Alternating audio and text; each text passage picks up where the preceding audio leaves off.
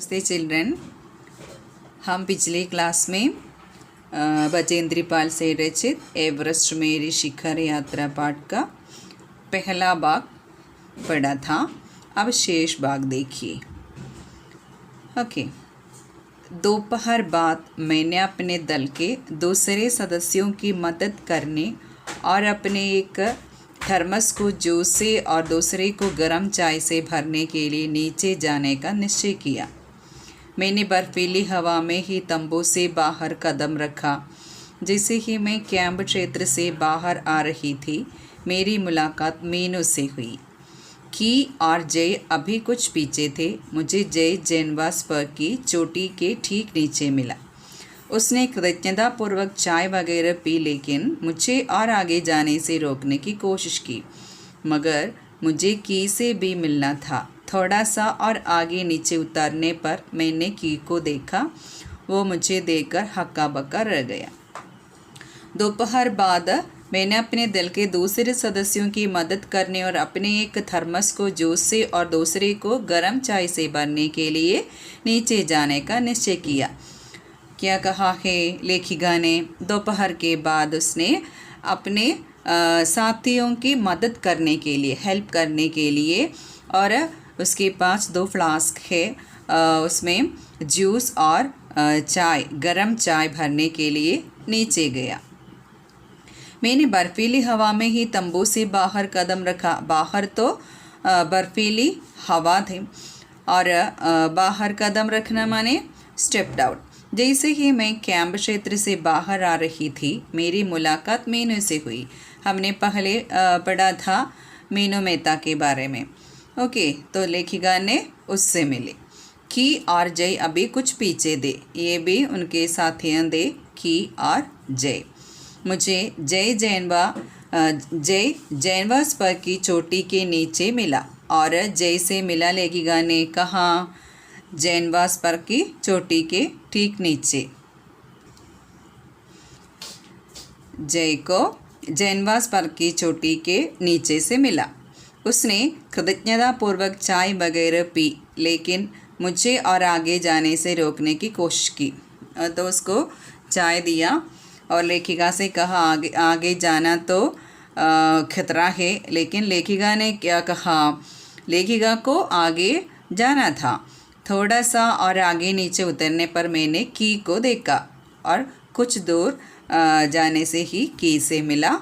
वो मुझे देखकर हक्का बक्का रह गया। हक्का बक्का रह गया मीन्स क्योंकि लेखिका फिर भी ऊपर से नीचे आ रही है, ये देखकर कि एक्चुअली हक्का बक्का रह गया। तुमने इतनी बड़ी जोखिम क्यों ली बचेंद्री? और बचेंद्री से पूछा, लेखिका से क्या पूछा? तूने इतनी बड़ी जोखिम क्यों ली बचेंद्री? जोखिम माने क्या है? तुमने इतनी बड़ी रिस्क क्यों ली? रिस्क, जोखिम। मैंने उसे दृढ़तापूर्वक कहा, मैं भी औरों की तरह एक पर्वतारोही हूँ, इसीलिए इस दल में आई हूँ। शारीरिक रूप से मैं ठीक हूँ, फिजिकली आई एम ओके। इसलिए मुझे अपने दल के सदस्यों की मदद क्यों नहीं करनी चाहिए? आई एम फिट है तो क्या है, दूसरों का हेल्प करना भी है। की हंसा और उसने पेय पदार्थ से प्यास बुझाई, लेकिन उसने मुझे अपना किट ले जाने नहीं दिया। ओके, की ने क्या किया? लेखिका के पास जो था पीने के लिए, वो पीकर प्यास बुझाई और लेखिका ने उसके किट अपने पास रखने की कोशिश की, लेकिन की ने उससे सहमत नहीं था। थोड़ी देर बाद साउथ कोल कैंप से लाटू और बिस्सा हमें मिलने नीचे उतर आए और हम सब साउथ कोल पर जैसी भी सुरक्षा और आराम की जगह उपलब्ध थी, उस पर लौट आए। साउथ कोल पृथ्वी पर बहुत अधिक कठोर जगह के नाम से प्रसिद्ध है।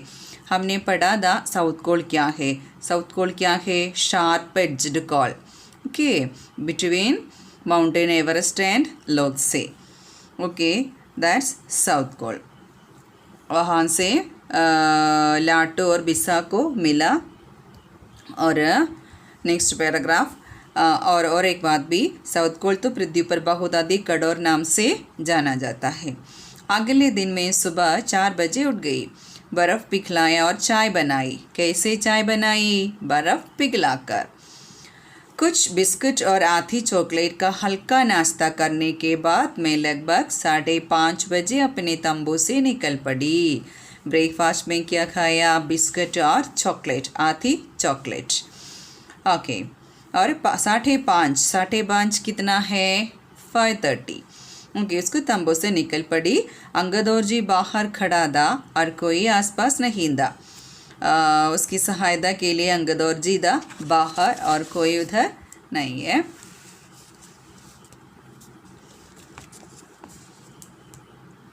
अंगदौर जी बिना ऑक्सीजन के ही चढ़ाई करने वाला था, लेकिन इसके कारण उसके पैर ठंडे पड़ जाते थे, इसलिए वह ऊंचाई पर लंबे समय तक खुले में और रात्रि में शिखर कैंप पर नहीं जाना चाहता था। इसलिए उसे या तो उसी दिन चोटी तक चढ़कर साउथ कोल पर वापस आ जाना था, दवा अपने प्रयास को छोड़ देना था।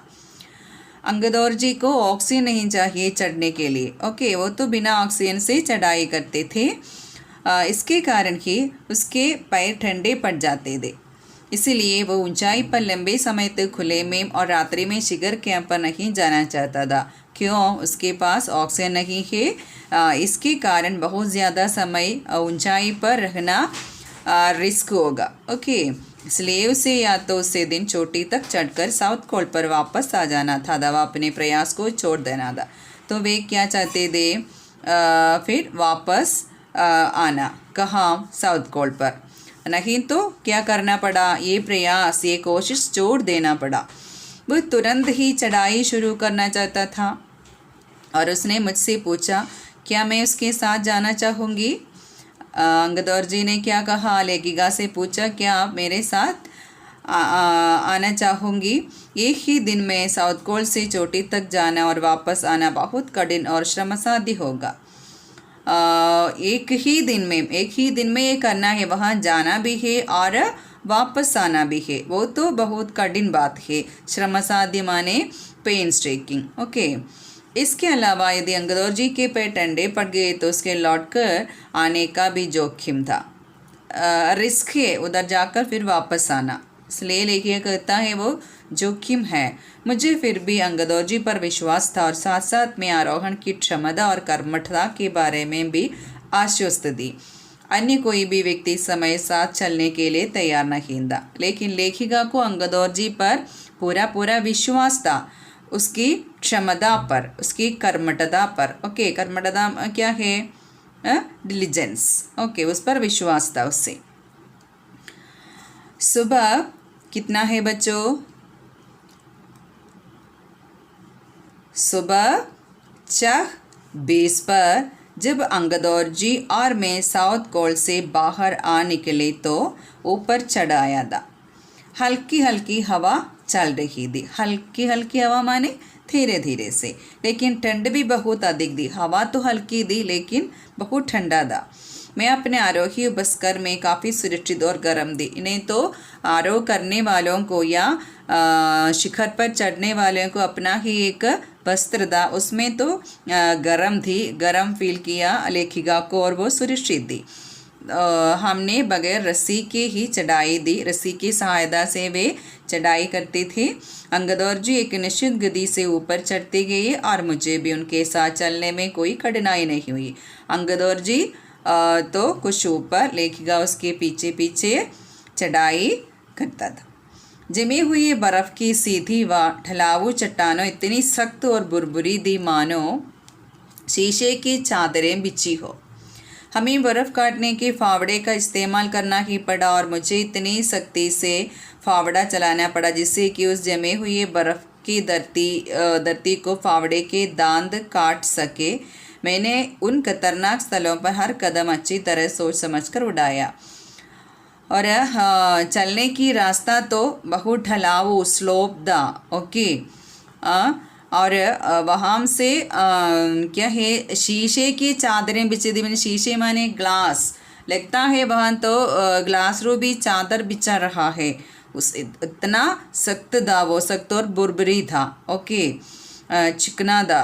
हमें बर्फ़ काटने के फावड़े का इस्तेमाल, बर्फ़ दूर करने के लिए फावड़े दे उसके पास और उसकी सहायता से फावड़ा दूर करना शुरू किया।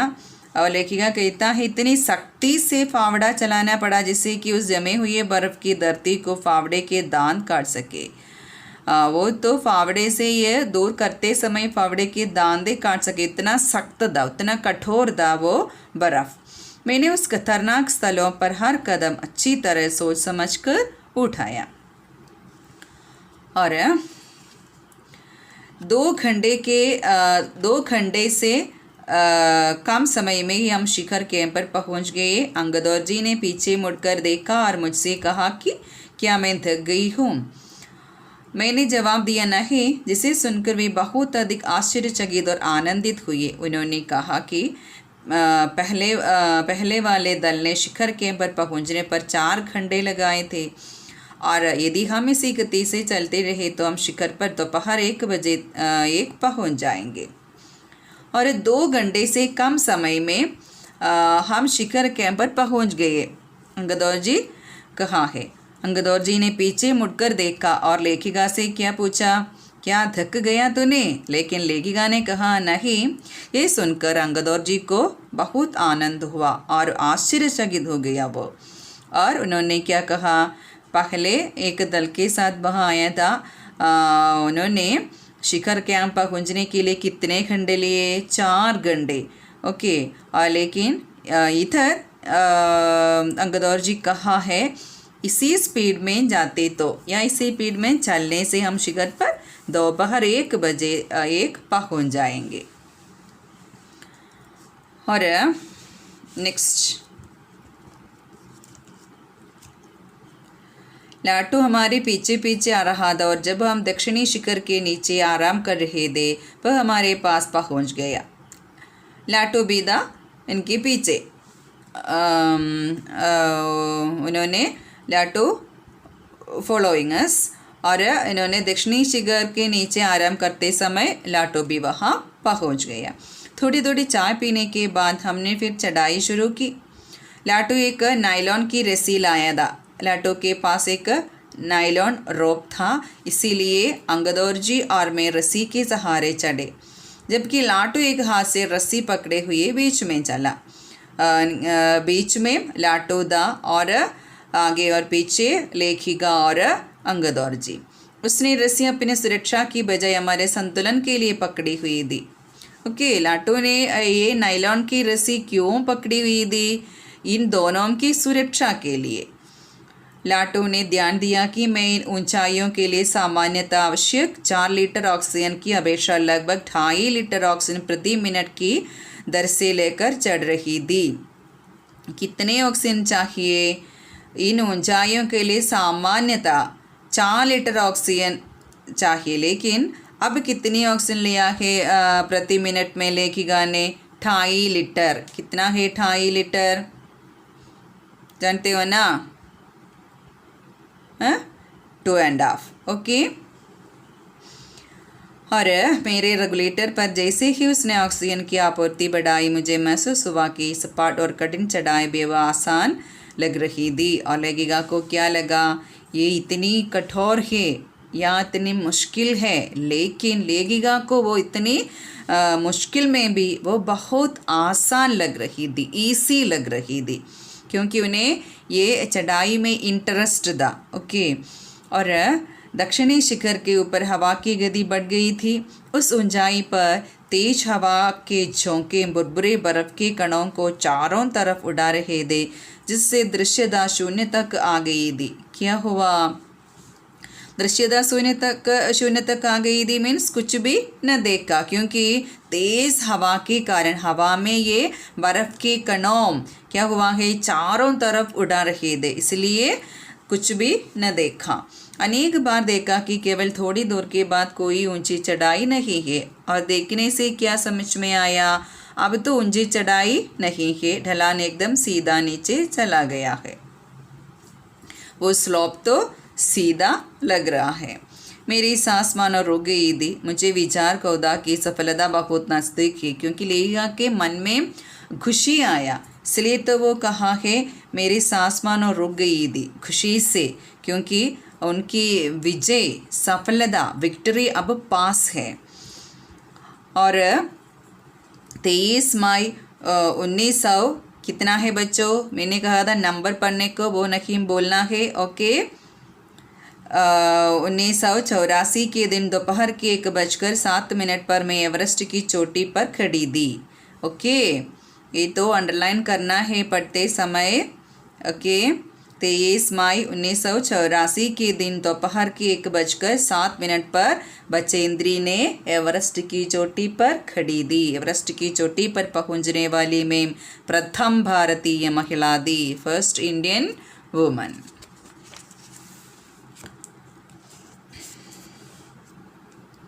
और एवरेस्ट शंकु की चोटी पर इतनी जगह नहीं थी कि दो व्यक्ति साथ साथ खड़े हो सके। शंकु माने टिप नॉक, और वहाँ तो दो व्यक्तियों को साथ साथ एक साथ रहने का जगह नहीं है।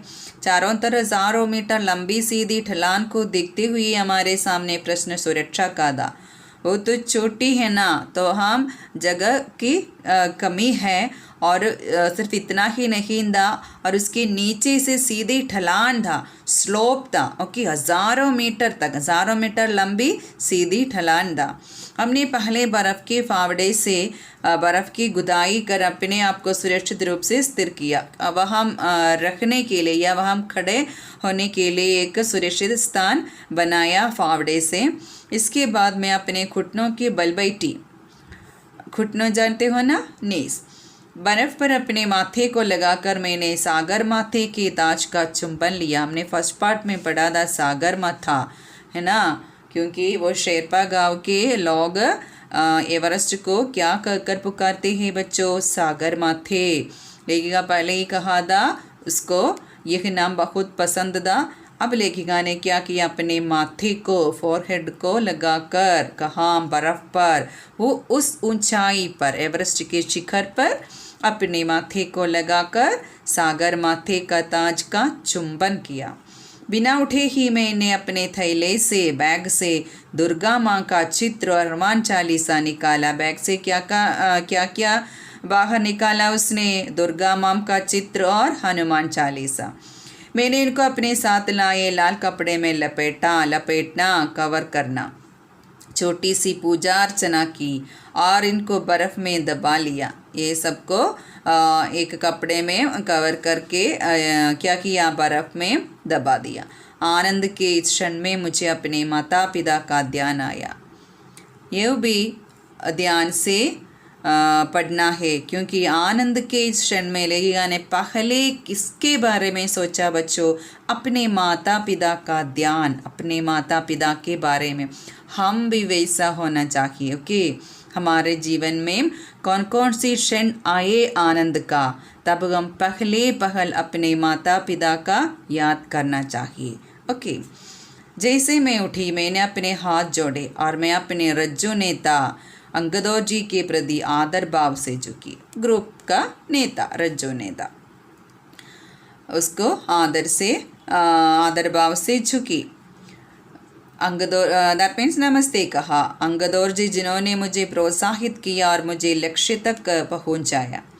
मैंने उन्हें बिना ऑक्सीजन के एवरेस्ट की दूसरी चढ़ाई चढ़ने पर बधाई भी दी। अंगदौर जी, हमने कहा था उसके पास ऑक्सीजन नहीं है, ऑक्सीजन के बिना वो चढ़ाई करता था। ओके, और एक बार भी ऑक्सीजन के बिना चढ़ाई करने का क्या दिया था? बधाई दिया था। उन्होंने मुझे गले से लगाया और मेरे कानों में फुसफुसाया, क्या है दीदी, तुमने अच्छी चढ़ाई की, मैं बहुत प्रसन्न हूँ। कुछ देर बाद सोनम पुलजर पहुंची और उन्होंने फ़ोटो लेने शुरू कर दिए। इस समय तक लाटू ने हमारे नेता को एवरेस्ट पर हम चारों के होने की सूचना दे दी। तब मेरे हाथ में वॉकी टॉकी दिया गया। कर्नल खुल्लर हमारी सफलता से बहुत प्रसन्न थे। ओके, मुझे बधाई देते हुए कर्नल खुल्लर ने कहा, क्या कहा? मैं तुम्हारी इस अनूठी उपलब्धि के लिए, उपलब्धि क्या है बच्चों? अचीवमेंट, है ना, उपलब्धि के लिए तुम्हारे माता पिता को बधाई देना चाहूँगा। देखो, इधर कर्नल जी भी कहता है ये बचेंद्री के माता पिता के बारे में, इनकी विजय की या ये उपलब्धि के लिए किसको बधाई देना चाहूँगा? उसके माता पिता को। वे बोले कि देश को तुम पर गर्व है और अब तुम ऐसे संसार में वापस जाओगी जो तुम्हारे अपने पीछे छोड़े हुए संसार से एकदम भिन्न होगा। हम भी वैसा होना चाहिए बच्चों। हमारे मन में भी एक विश है तो, एक चाह है तो, एक टारगेट है तो उसकी सफलता के लिए पूरा पूरा परिश्रम करना चाहिए, कठिन परिश्रम करना चाहिए बजेंद्री की तरह। ओके ओके, और कोई एक्सप्लेनेशन चाहिए तो वो लाइव क्लास में मैं दे दूँगी। Okay, read your lesson well. Thank you.